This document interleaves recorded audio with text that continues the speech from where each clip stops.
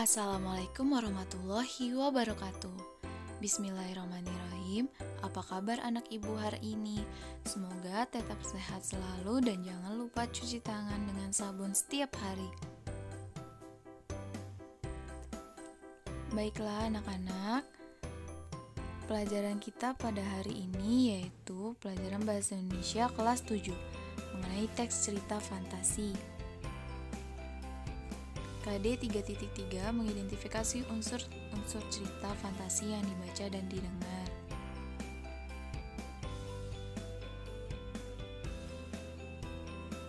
Baiklah anak-anak, materi kita pada hari ini yaitu memahami dan mencipta cerita fantasi. Kompetensi dasar 3.3 mengidentifikasi unsur-unsur cerita fantasi dibaca dan didengar. Indikator pembelajaran kita pada hari ini yang pertama, menjelaskan ciri tokoh, latar, alur, dan tema pada cerita fantasi dan menunjukkan buktinya pada teks yang dibaca atau didengar. Yang kedua, menentukan jenis cerita fantasi dan menunjukkan bukti pada teks yang dibaca dan didengar. Baiklah anak-anak, kita memasuki materi kita pada hari ini, yaitu apa itu cerita fantasi? Cerita fantasi merupakan tulisan yang menceritakan atau berisi tentang pengalaman, perbuatan yang merupakan angan-angan, khayalan, imajinasi, rekaan belaka. Kemudian, apa ciri umum teks narasi? Narasi merupakan cerita fiksi yang berisi perkembangan kejadian atau peristiwa. Rangkaian peristiwa dalam cerita disebut alur. Rangkaian peristiwa dalam cerita digerakkan dengan hukum sebab akibat. Cerita berkembang dari tahap pengenalan, apa, siapa, dan di mana kejadian terjadi, timbulnya pertentangan, dan penyelesaian atau akhir cerita. Rangkaian cerita ini disebut alur. Tokoh dan watak tokoh merupakan unsur cerita yang mengalami rangkaian peristiwa. Narasi memiliki tema atau ide dasar cerita yang menjadi pusat pengembangan cerita. Tema dapat dirumuskan dari rangkaian peristiwa pada alur cerita. Amanat merupakan unsur cerita yang menjadi pesan pengarang melalui ceritanya. Amanat berkaitan dengan nilai-nilai kehidupan yang dapat disimpulkan dari isi cerita. Lalu, ciri umum cerita fantasi sebagai salah satu jenis teks narasi. Yang pertama, ada keajaiban atau keanehan atau kemisteriusan. Yang kedua, ada ide cerita. Yang ketiga, menggunakan berbagai latar, lintas ruang dan waktu. Yang keempat, tokoh unik atau memiliki kesaktian. Yang kelima, bersifat fiksi. Keenam, bahasa. Kemudian, apa sih jenis cerita fantasi? Yang pertama, cerita fantasi total dan irisan. Jenis cerita fantasi berdasarkan kesesuaiannya dalam kehidupan nyata ada dua kategori, fantasi total dan fantasi sebagian atau irisan. Yang pertama, kategori cerita fantasi total berisi fantasi pengarang terhadap objek tertentu. Pada cerita kategori ini, semua yang terdapat pada cerita tidak terjadi dalam dunia nyata. Misalnya, cerita fantasi Nagata itu total fantasi penulis. Jadi, nama orang, nama objek, nama kota benar-benar rekaan pengarang.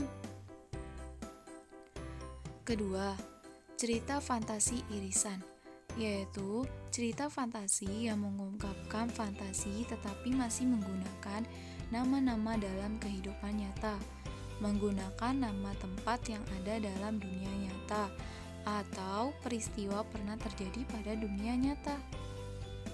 Yang kedua, cerita fantasi sejaman dan lintas waktu. Berdasarkan latar cerita, cerita fantasi dibedakan menjadi dua kategori, yaitu latar lintas waktu dan latar waktu sejaman. Latar sejaman berarti latar yang digunakan satu masa, fantasi masa kini, fantasi masa lampau, atau fantasi masa yang akan datang, atau futuristik. Sementara latar lintas waktu berarti cerita fantasi menggunakan dua latar waktu yang berbeda. Misalnya, masa kini dengan zaman prasejarah, masa kini dan 40 tahun mendatang atau futuristik.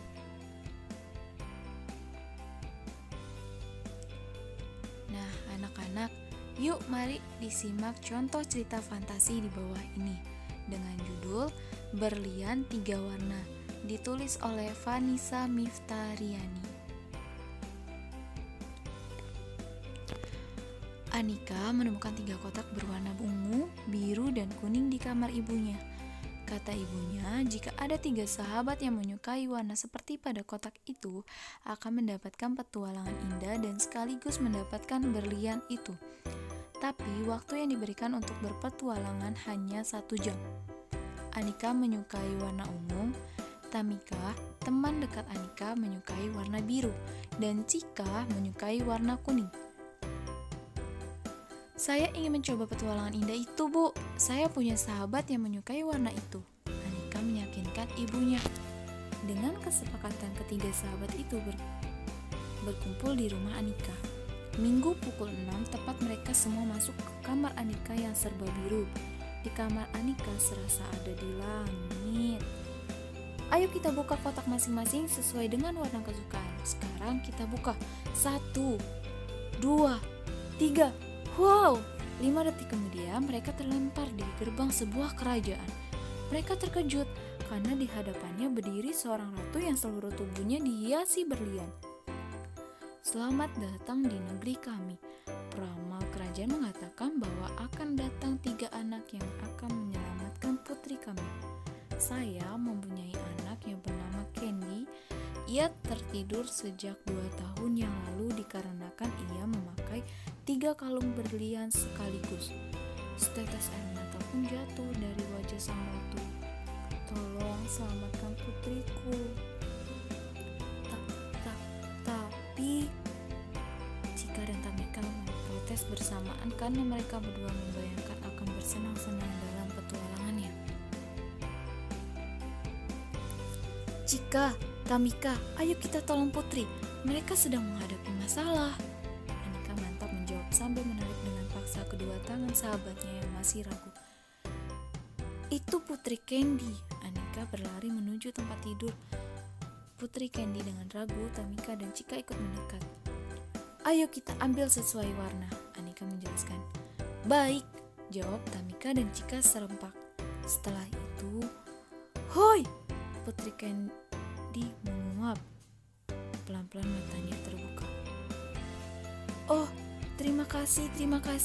Sebagai hadiahnya, ambil ini. Ratu memeluk ketiga gadis itu lalu memberikan tas yang lumayan besar.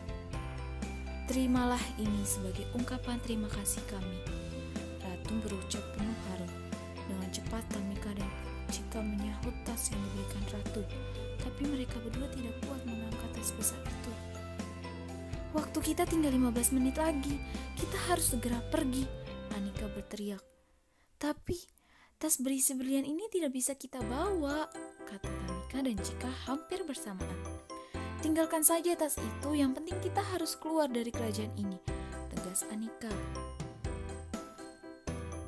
Anika menarik tangan kedua sahabatnya untuk menyatukan ketiga kotak berlian 3 warna. Dan boom, mereka terlempar kembali ke atas tempat tidur Anika. Gagal total petualangan kita karena kita meninggalkan satu tas besar isi berlian itu. Tamika berteriak ke arah Anika. Kamu menyanyiakan rezeki yang ada di depan kita. Cika menimpali dengan keras. Anika dengan tenang memegang tangan kedua sahabatnya. Kita tidak gagal dan kita tidak sia-sia. Kita telah berhasil menolong orang dan menyelamatkan diri sendiri. Untuk apa setumpuk berlian? Tapi riwayat kita tamat. Anika menggenggam erat tangan sahabatnya. Tamika dan Cika menyambut erat genggaman tangan Anika. Ketiga sahabat itu saling merangkul. Baiklah anak-anak, setelah Ananda memahami materi pembelajaran kita pada hari ini, silakan Ananda meringkas materi yang telah Ibu berikan. Selamat belajar, tetap jaga kesehatan. Sekian dari Ibu. Terima kasih. Wabillahi taufiq wal hidayah. saya. Wassalamualaikum warahmatullahi wabarakatuh.